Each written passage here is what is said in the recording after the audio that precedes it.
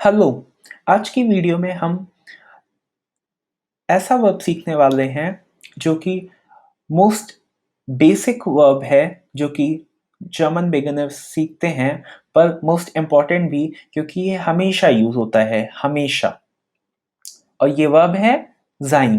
So los geht's, welcome to German school. sein sein का मतलब होता है एग्जिस्टेंस, बीइंग, होना। पर ज़ाइन को हम एग्जैक्टली यूज़ कैसे करते हैं? तो ज़ाइन के कॉन्जुगेशंस होते हैं। फॉर एग्जाम्पल हमारा मेन वर्ब होता है इंग्लिश में टू बी, पर हम अगर आई के साथ उसको कहते हैं तो कहते हैं आई एम। या फिर हिंदी में जो हमारा होता है मेन वर्ब वो होता है होना, पर हिंदी में जब हम उसको मैं के साथ कहते हैं, मैं हूँ ऐसे कहते हैं, तो होना हु में चेंज हो गया। इस प्रोसेस को कहते हैं कॉन्जुगेशन।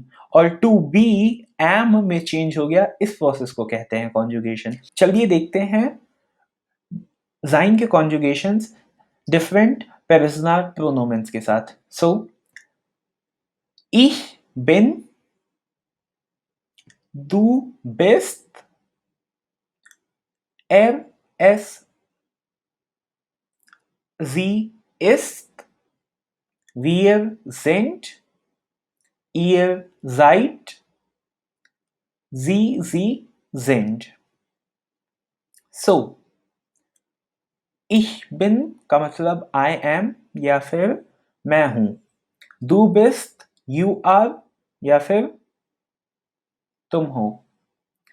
sie ist का मतलब he she और it is। wir sind का मतलब we are। ihr seid का मतलब you all are, तुम सब हो। और sie sind का मतलब दे आर या फिर यू आर। सो यहाँ पे ये जो छोटा जी है जी जेंड, ये बताता है दे आर, और जो बड़ा जी है जी जेंड, वो बताता है यू आर या फिर आप हैं।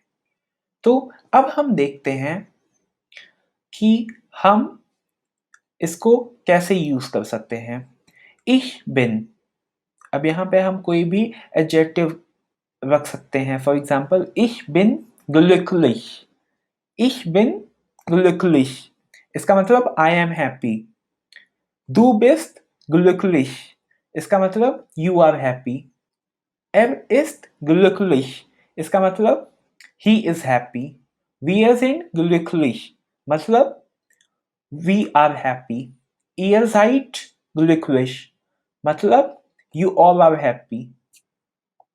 Sie sind glücklich, जहाँ पे ये छोटा z है, so they are happy। And ग्रोस जी sind glücklich, मतलब कि यू आर हैप्पी या फिर आप खुश हैं ऐसा। या फिर दूसरा example, ich bin in Indien, मतलब I am in India. Du bist auch in Indien, मतलब you are also in India. So ये हो गया हमारा जाइन वर्ब। यहाँ पे एक बात नोट करने वाली है कि जो हमने अभी तक एग्जाम्पल्स देखे हैं ज़ाइन के, ये सारे एग्जाम्पल्स हैं जहाँ पे ज़ाइन as a main verb use हो रहा है, मतलब एज अ हाउप्टवर्ब, और यहाँ पे कोई और वर्ब नहीं है।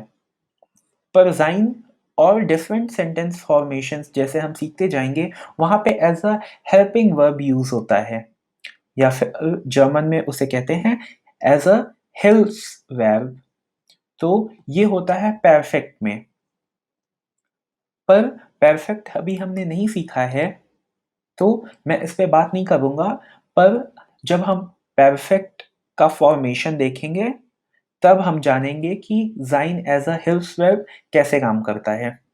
अब हम देखते हैं ज़ाइन का पास्ट फॉर्म, जिसको जर्मन में प्रेटेरिटुम कहते हैं। सो ज़ाइन का पास्ट फॉर्म है वारेन। Warren, yes. अब जैसे sein एग्जिस्टेंस बताता है प्रेजेंट में, मैं हूं, वैसे ही waren एग्जिस्टेंस बताता है पास्ट में, मैं था। सो ich war। सो अब इसका कॉन्जुगेशन देखते हैं और एग्जाम्पल्स सारे सेम ही रहेंगे, बस वो एग्जाम्पल्स पास्ट के लिए हो जाएंगे। सो ich war, du warst, sie war, wir waren, ihr wart, sie waren। Ich war glücklich मतलब I was happy या फिर मैं खुश था। और let's say another example, ich war in Deutschland, I was in Germany। तो ऐसे हम waren को यूज कर सकते हैं। तो इस वीडियो के लिए इतना ही, और बाकी की बातें हम करते हैं नेक्स्ट वीडियो में। मुझे उम्मीद है कि आप लोगों ने इस वीडियो से कुछ सीखा होगा। अगर ऐसा सही में है तो कमेंट करके बताइए कि आपको समझ आया या नहीं। और इस वीडियो के डिस्क्रिप्शन में आपको एक लिस्ट मिल जाएगी जर्मन स्कूल की, जिसमें इस वीडियो का पूरा कंक्लूजन है, तो आप हमेशा इसको रिवाइज कर सकते हैं। और एग्ज़ाम अगर आपका है तो एग्ज़ाम से पहले वो बहुत बेनिफिशियल होगा। तो प्लीज़ उसे डाउनलोड करिए, फ़ोन में या फिर लैपटॉप में रिवाइज करिए, या फिर बेटर होगा कि आप उसकी की एक प्रिंट निकाल लें और उसको अपने टेबल पे रखें। ओके, चाओ।